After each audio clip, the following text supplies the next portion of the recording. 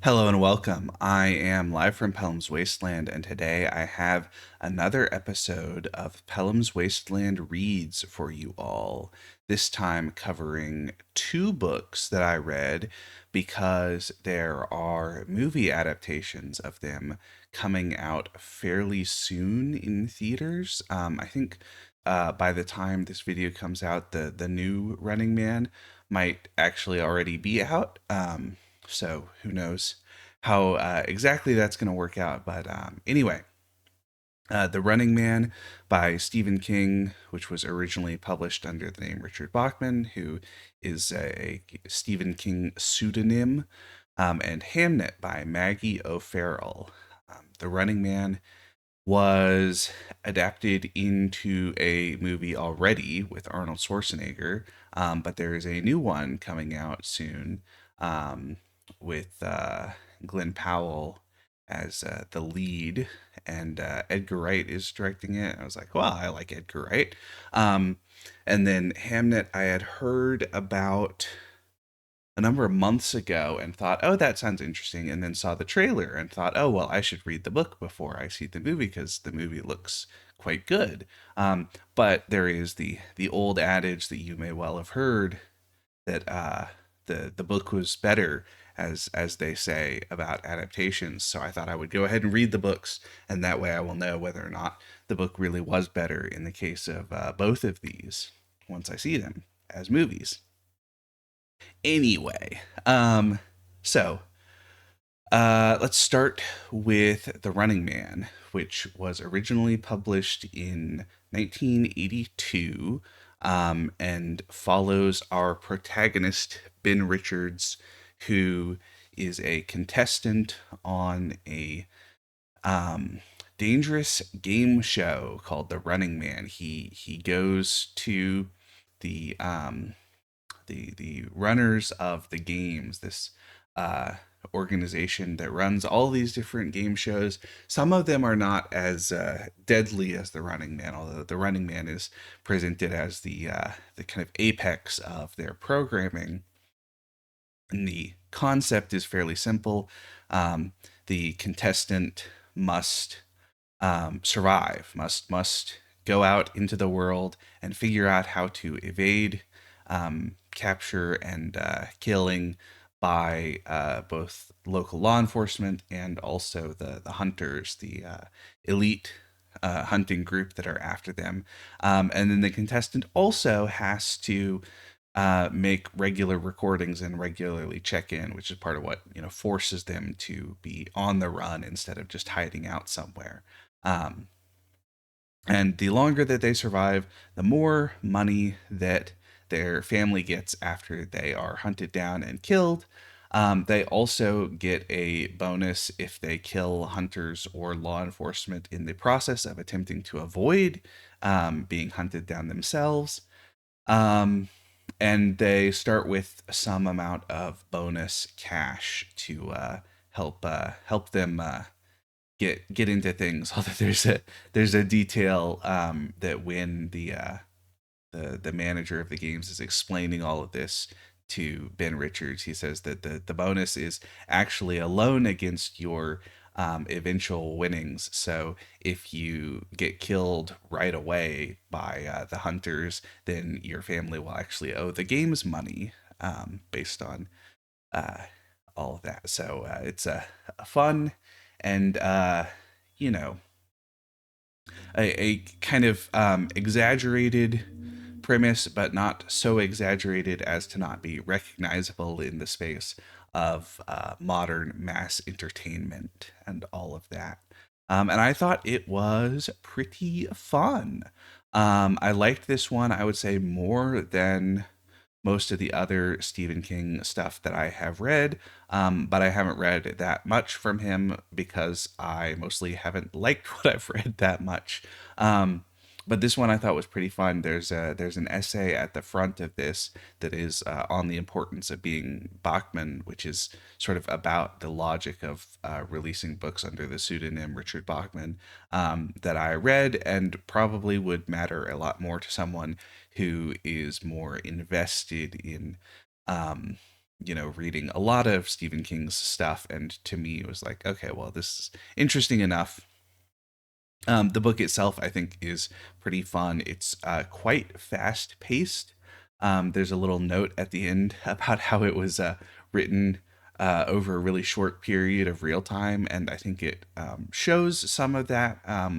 But there are definitely worse books that I've read written in a short period of time. So, yeah, it's pretty fun. I think the sort of social satire elements are fun and clever. I mentioned the idea of the bounty. There's a clever element later on when, um, after a number of police officers die trying to apprehend Ben Richards, and so he is getting the bonus on the show itself. They're demonizing him for killing, betraying his most mercenary basic instincts and killing these people for money. And it's a really clever, you know, demonstration of the ways that this immense organization is taking advantage of things in all these different ways, and creating the conditions for him to behave in this way and then penalizing him for it, right? It's essentially a show that is designed to take advantage of people in extreme poverty who do not have really any other options, and then providing them with bonus money for doing bad things and then demonizing them for it. And it's like, yeah, I get what's going on, but it's clever. I like that element of the story. Um, which, yeah, I think anyway, I guess all of that sort of wraps up into, I thought it was pretty good. It's a pretty quick read. And I have not seen the earlier movie with Arnold Schwarzenegger, but I guess I'll probably watch it at some point also, because there's something interesting to me about the idea of the original novel and then one adaptation and then a remake or reboot of that adaptation that also sort of goes back to the novel maybe in some ways. A kind of an interesting idea of a bunch of different versions of what is essentially the same story. That makes me interested. Um, but the book itself, yeah, I thought it was pretty good, and I am glad that I got a chance to read it before going to see the movie. Um, just yeah, because I thought it was all right. Um, let's get on to Hamnet by Maggie O'Farrell, which is a book about William Shakespeare's son, who is named Hamnet. It's not just about the son, but he's the title character.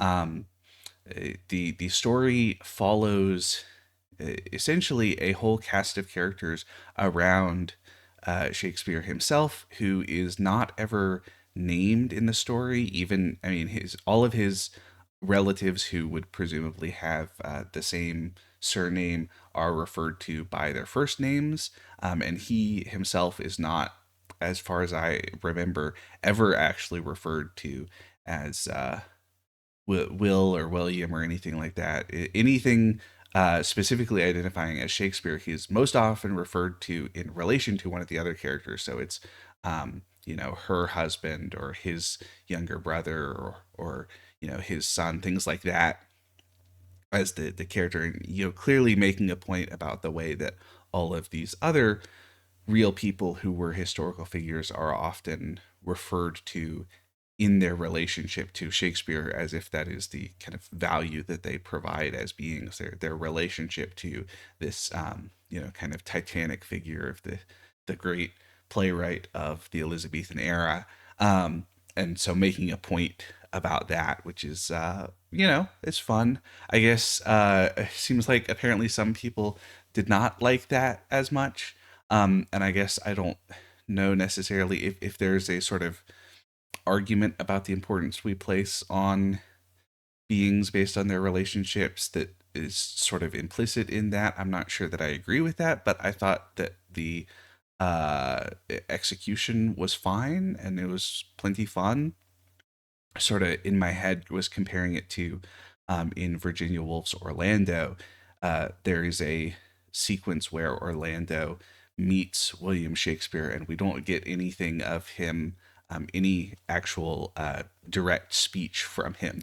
There's nothing of Shakespeare speaking or writing directly in Virginia Woolf's version of a story that has Shakespeare in it. It seems like as a recognition and a mark of respect for this Titanic figure. So anyway, but a similar concept of this kind of somewhat uh, artificial structure imposed upon the story to reflect the position of this historical figure. So anyway, Hamnet itself, I liked a lot. I thought it was a lot of fun. Um, it has a very particular written style that apparently some people bounce off of. And I guess I will say that I thought it was fine, and sometimes was great and not always. Um, but that if you find yourself bouncing off it in the first like 15 pages, that it's probably not going to change your opinion over the course of the rest of the book. In which case, feel free to skip this one, I guess, if you decide that, read a little bit and decide that you don't like the way it's written. Um, the writing doesn't change that much. The story itself apparently is. Um, Broadly historical. Obviously, there are limitations on the actual historical records that we have of the period, and especially of these, for lack of a better term, characters that do not have as much impression on historical records than Bill Shakespeare himself, who even he, of course, in doesn't have a whole lot of impressions on history in his early years, and there's all the arguments about the authorship of the plays and things like that, and that part of the story isn't really gotten into that much, but there is something kind of interesting about piecing together some of these partial historical records and attempting to create a full story out of it, and just how historical is the result. And I don't necessarily know how to answer that, or how much it necessarily matters, because it results in what I thought was a fine piece of literature about all of the things, all of the thematic issues that it's about, all these ideas of grief and loss and engagement with the world through different lenses, especially kind of the lens of art, but also of kind of familial relationships, and all of that sort of stuff that is fun and well done, and I liked it. Um, yeah. Uh, the kind of biggest caveat I would say about this one is that the actual kind of connection with the play Hamlet seems not completely unnecessary or underdone, but it felt just a, I don't know how to describe it, but the connection between the son and the story of the play, and the relationship between the names and the idea of this, kind of recreating a lost relationship through art and all that sort of stuff is interesting, but it is, I think, not as uh not as kind of thoroughly worked into this story as I was expecting. There's a sort of sense that that's the element that you already know about probably when starting the book.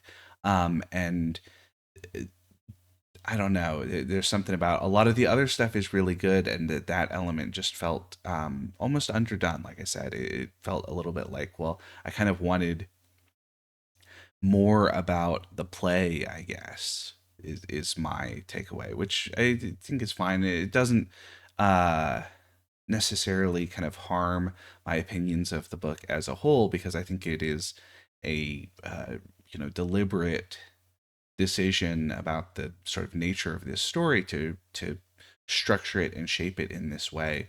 I just I guess as much as anything, like that play, and am interested in it, and so kind of want more of that. I don't know. Um, yeah, I don't know how relevant any of that is to the book as a whole. I guess what I would say is I thought it was pretty good. I would say probably better than The Running Man for me out of the two in this particular video. Um, but I suspect that any of my listeners have a better understanding of their own tastes and whether or not they will enjoy the you know high-paced frenetic energy of something like The Running Man, or are more interested in the kind of litfic stylings of something like Hamnet, something that has a kind of different presentation of a relationship to art and mortality and all of that sort of stuff. So anyway, yeah, I guess I thought both of them were pretty good, and I guess if you are looking for a new book or two to read, you could certainly do much worse than either of these. But that's going to be all for me for today. If you've read either of these, or I guess have seen the movies once the movies are both out, or whatever else, feel free to leave a comment down below. Otherwise, I have been live from Pellam's Wasteland, and I will see you next time. Take care, everybody.